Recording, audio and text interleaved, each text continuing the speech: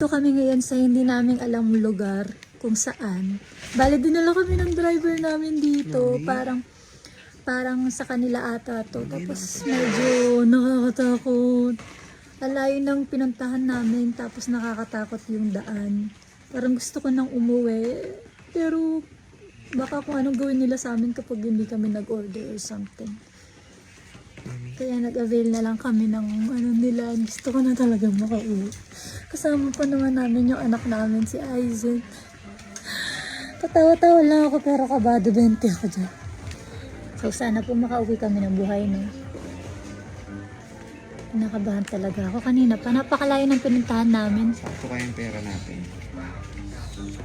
Napakalayo ng pinuntahan namin. Grabe talaga yung panalangin ko dyan na sana makauwi kami ng buhay mga mare. Napakalayo talaga ng pinuntahan namin. Sa kalagitnaan ng biyahe namin mga mare, parang gusto ko nang magpaliko talaga dun sa driver namin pero wala na lang kaming kibo ni Daddy. Sa sobrang foggy din kasi mga mare, hindi na namin alam kung ano yung dinadaanan namin. Tapos wala nang mga bahay-bahay. Halos mga palat-palat na lang talaga. Sabi kasi ng driver namin, restaurant to, tapos meron silang bath house. So sabi talaga namin dalawa ni Daddy, magdasal na lang kami. Malay mo pagdating namin dito okay naman. At eto na nga mga mare, medyo kinakabahan pa rin ako dyan dahil kami lang at walang ibang tao. Nakakatakot yung lugar kasi sobrang dilim tapos wala silang mga katabing bahay mga mare tapos ganyan yung itsura Inabot pa sa amin yung menu mga mare. Alam nyo ba kung anong nakita ko dun sa menu nila? Meron silang mga binebentang rat tapos hedgehog. Yung chicken and pork na lang yung in-order namin mga mare para sigurado, and then finally nakahinga din ako dahil nakita ko nga dito na bathhouse talaga Nung nakita namin pareho ni Daddy mga mare na marami silang mga parang tub dito, ay naku talagang nakahinga talaga ako ng maluwag na maluwag. So mukhang legit naman guys, medyo nabawas ang ating kaba, no? Kasi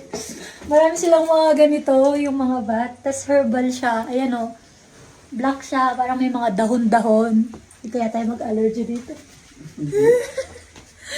Medyo na-lift na yung kaba ko. Oh my God. So, maliligo kami dito na 20 to 25 minutes. Kaming tatlo. Daddy! 3 of us. Aizen is so excited for the bubble. So, ayun, meron po kaming natutunan na leksyon ngayon, no, na don't judge the book by its cover. Grabe talaga. Pero hindi nyo naman kami masisisi sa mga naramdaman namin. Una sa lahat, unang araw namin dito sa Sapa, Vietnam. Yung Sapa, Vietnam, probinsya na siya, mga mare, and 6 to 7 hours drive siya from Pangalawa, Hanoi. Hindi namin kilala yung driver namin, mga mare. At pangatlo, hindi namin naiintindihan yung lengguwahe nila. Talagang nag-Google Translate lang kami para magkaintindihan. Pang-apat, yung dinaanan namin, ipapakita ko sa inyo mamaya, mga mare, kung hindi kayo kakabahan, lalo na kung hindi naman kayo taga dito at first time nyo rin kagaya namin. Alam nyo kung ano yung inaalala namin kanina ay kung paano kami makakasurvive, lalo na't kasama namin yung anak namin. Pero grabe mabait si Lord, yung mga hinala namin hindi mga tamang totoo. Hinala lang kami mga mare, kasi once na makaligo na kami dito sa herbal bath nila, talagang na-relax kami kagaya nga ng kinukwento ng aming driver habang papunta Sabi niya dun sa translation mga mare, nakaka-relax daw yung bath na yon, herbal yon. Talagang pagkatapos mo daw maligo para kang na-relax, lalo na kapag mahaba-haba ang biyahe mo. Sabi ko nga saktong-sakto